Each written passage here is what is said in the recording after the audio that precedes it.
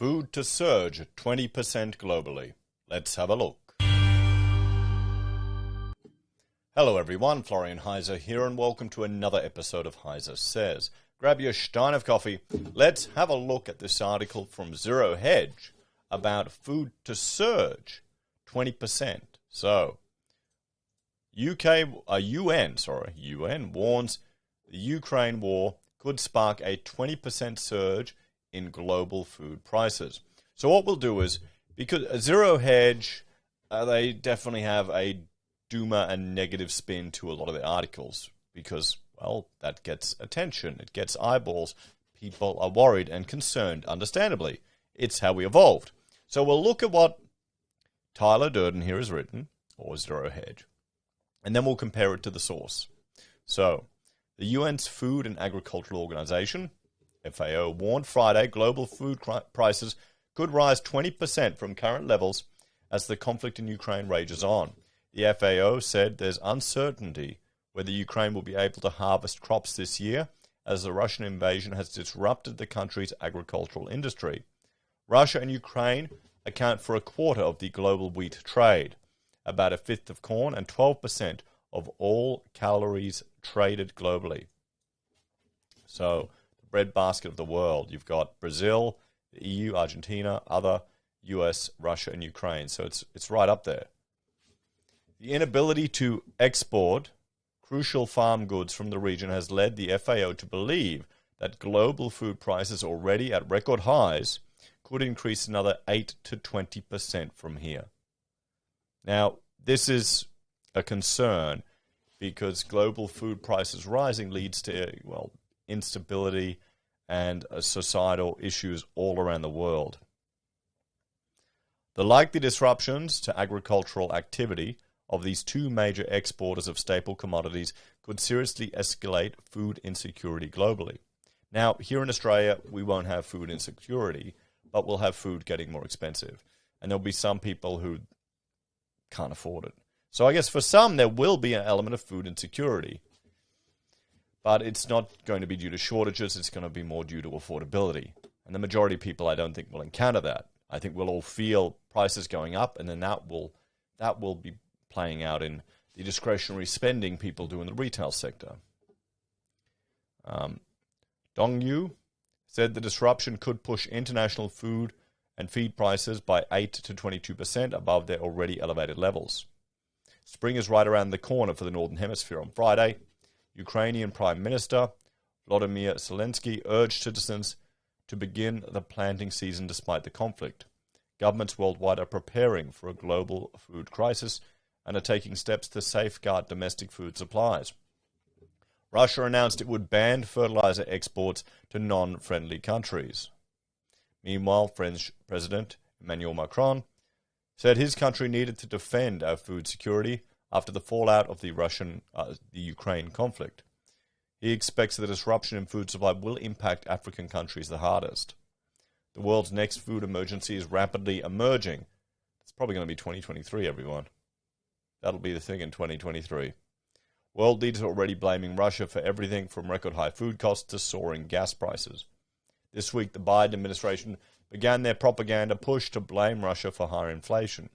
And the Democrats will eat it up. They will eat it up and believe this, just like all the other rubbish that CNN tells them that they believe.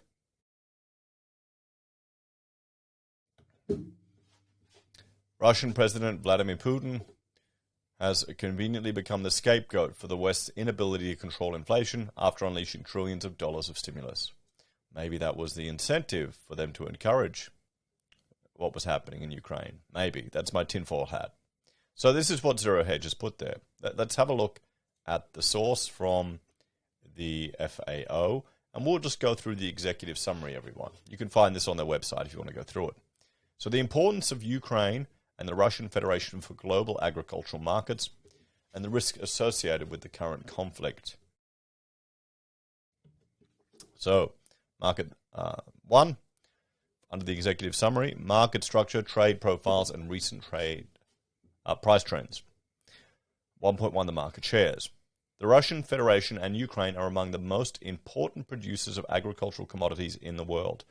Both countries are net exporters of agricultural products, and both play leading supply roles in the global market of foodstuffs and fertilizers, where exportable supplies are often concentrated in a handful of countries. This concentration could expose these markets to increased vulnerability to shocks and volatility. It could also present an opportunity for other countries, like Australia maybe, to get into the fertilizer market. Wouldn't that be good? In 2021, either the Russian Federation or Ukraine or both ranked among the top 3 global exporters of wheat, maize, rapeseed, sunflower seeds, and sunflower oil, while the Russian Federation also stood as the world's top exporter of nitrogen fertilizers and the second leading supplier of both potassic and phosphorus fertilizers. 1.2, the trade profiles. Many countries that are highly dependent on imported foodstuffs and fertilizers, including several that fall into the least developed country and low-income food deficit country groups, rely on Ukraine and Russian food supplies to meet their consumption needs. Many of these countries, already prior to the conflict, had been grappling with the negative effects of higher international food and fertilizer prices. So number 2, the risk analysis. Assessing the risks emanating from the conflict, a trade risk. In Ukraine, the recent escalation of conflict has already led to port closures, the suspension of oilseeds crushing operations, and the introduction of export licensing requirements for some crops, all of which could take a toll on the country's exports of grain and vegetable oils in the months ahead. It's also uncertain whether Ukraine will be able to harvest its crop during a protracted conflict. Much uncertainty also surrounds Russian export prospects going forward, given sales difficulties that may arise as a result of economic sanctions imposed on the country. That's the other part of sanctions, everyone. That could result in some countries that are low-income food deficit countries, LIFDC, which I haven't heard that term before. I hope we don't see any starvation, honestly. I really hope we don't, because the whole thing is a mess. Price risks. FAO's simulations gauging the potential impacts of a sudden and steep reduction in grain and sunflower seed exports by the two countries indicate that these shortfalls could only be partially compensated by alternative origins during the 22-23 marketing season. The capacity of many of these origins to boost output and shipments may be limited by high production input costs. Worryingly, the resulting global supply gap could push up international food and feed. So there you go, feed as well, for us carnivores to worry about, by 8 to 22% above their already elevated levels. If the conflict keeps crude oil prices at high levels and prolongs the two countries' reduced global export participation beyond the 22-23 season, a considerable supply cap would remain in global grain and sunflower seed markets, even as alternative producing countries expand their output in response to the higher prices. This would keep international prices elevated well above baseline levels. So 2.3, the logistical risks. In Ukraine, there are also concerns that the conflict may result in damages to inland transport infrastructure and seaports, as well as storage and processing infrastructure. This is all the more given so limited capacity of the alternatives, such as rail transport for seaports or smaller processing facilities for modern oilseeds crushing facilities, to compensate for the lack of operation. More generally, apprehensions also exist regarding increasing insurance premia for vessels destined to berth in the Black Sea region, as these could exacerbate the already elevated costs of maritime transportation, compounding further on the final cost of international source food paid by importers.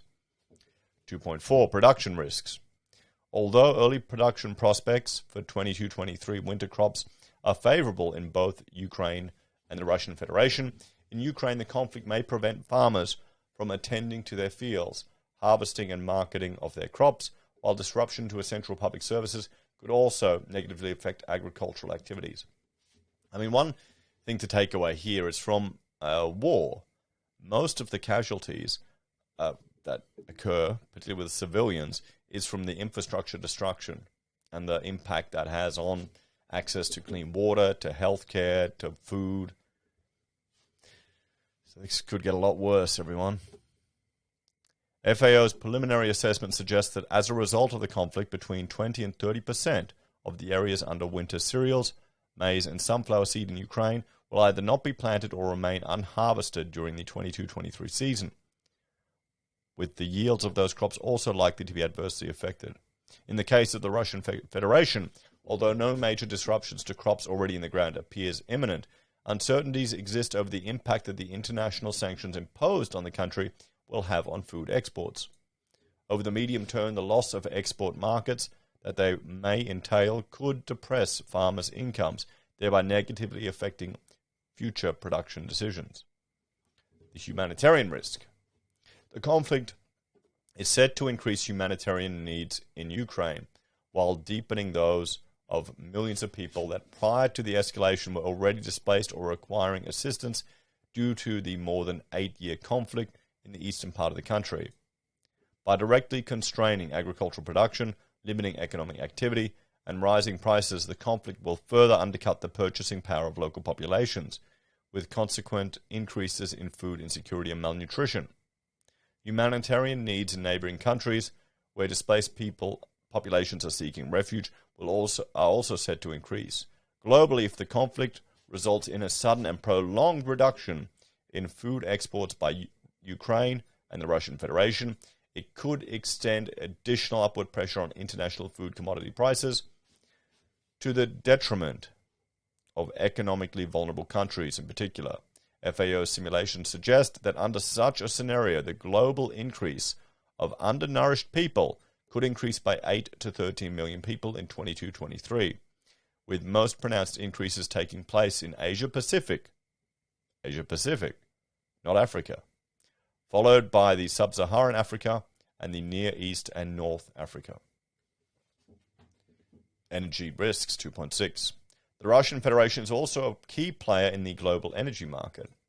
As a highly energy-intensive industry, especially in developing regions, agriculture will inevitably be affected by the sharp increase in energy prices that has accompanied the conflict. Agriculture absorbs high amount of energy directly through fuel, gas, and electricity use, and indirectly by using agrochemicals such as fertilizers, pesticides, and lubricants. With prices of fertilizers and other energy-intensive products rising as a consequence of the conflict, overall input prices are expected to experience a considerable boost. The higher price of these inputs will first translate into higher production costs and eventually into higher food prices. They could also lead to lower input use levels, depressing yields and outputs in the 22-23 crop season, and giving further upside risk to the structure of global food security in the coming years. Higher energy prices also make agricultural feedstock, especially maize, sugar, and oilseeds, vegetable oils, competitive for the production of bioenergy. And given the large size of energy markets relative to the food market, this could pull food prices up to its energy parity equivalent. Now, that's an interesting point there. Okay, we need to dwell on that one for a moment. This is the problem with using all of plants that we eat to make and feed our animals to make fuel, because there's a lot of demand for fuel and oil is getting more expensive. Another thing, pulling up food, everyone. So, exchange rate, debt, and growth risks. The Ukrainian hryvnia reached a record low against the US dollar in March 2022, with likely repercussions for Ukrainian agriculture, boosting its export competitiveness and weighing on its ability to import. Although their extent remains unclear at this stage, conflict-induced damages to the country's productive capacity and infrastructure are expected to entail very high recovery in reconstruction costs. The economic sanctions imposed on the Russian Federation have also led to a significant depreciation of the Russian ruble, Although this should make Russian exports of agricultural commodities more affordable, a lasting ruble depreciation would negatively affect investment and productivity growth prospects in the country. Weakening economic activity and depreciated ruble are also expected to have serious effects on countries in Central Asia through the reduction of remittance flows, as many of these countries' remittances constitute a significant part of GDP. Agriculture is the economic backbone of many developing countries, the majority of which rely on the US dollar for their borrowing needs. As such, a lasting appreciation of the US dollar vis-à-vis other currencies may have negative significant economic consequences for these currencies, including for the agri-food sector. Moreover, the potential reduction of GDP growth in several parts of the world will affect the global demand for agri-food products, with negative consequences for global food security, while also likely reducing the available funds for development, in particular if military expenses increase globally. So policy recommendations. This is what the FOA are recommending. It is FOA, isn't it? I'm getting that right. FAO. I knew it. I knew I had it wrong. So let's look at their recommendations, everyone. In order to prevent or limit the conflict's detrimental impacts on the food and agricultural sectors of Ukraine and the Russian Federation, every effort should be made to keep international trade in food and fertilizers open to domestic and global demand. Supply chains should be kept fully operational, including the protection of standing crops, livestock, food processing infrastructure, and all logistical systems. In order to absorb conflict-induced shocks and remain resilient, countries that depend on food imports from the Ukraine and Russian Federation should diversify the sources of their food supplies by relying on other exporting countries, on existing food stocks, or by enhancing the diversity of their domestic production bases.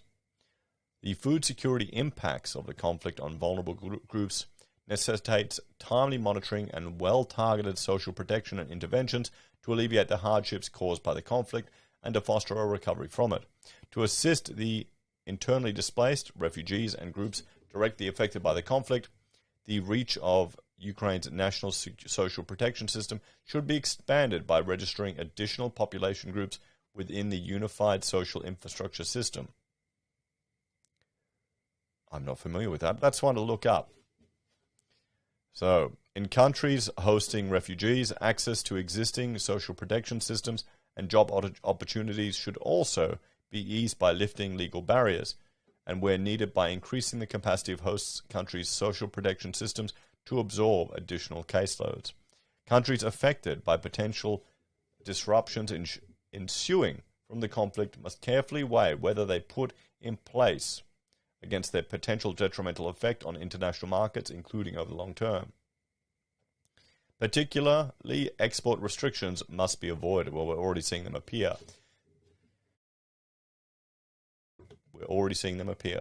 They exacerbate price volatility, limit the buffer capacities of the global market, and have negative impacts over the medium term.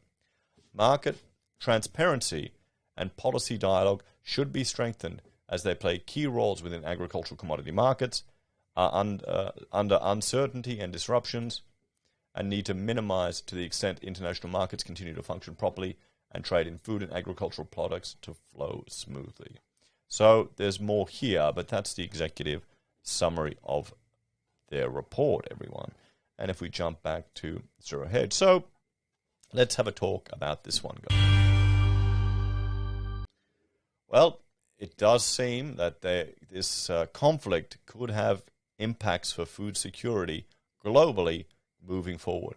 And next year, it could be the year of food insecurity, everyone, and food getting more expensive. I think Zero Hedge quite fairly represented what this concern is. Hopefully the conflict with Russia and Ukraine can end fast and can be limited. But we'll have to see.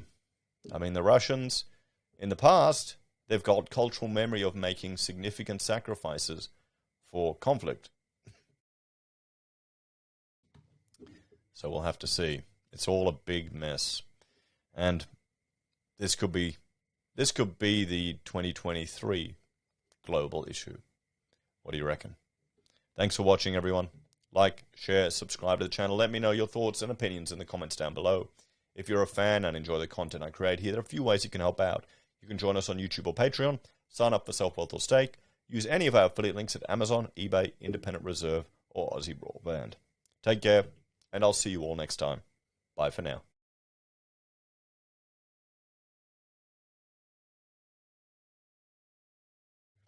That is a good coffee. I'm watching coffee prices too. That's going to go up. 20%. We're seeing it. It's going to be an interesting year.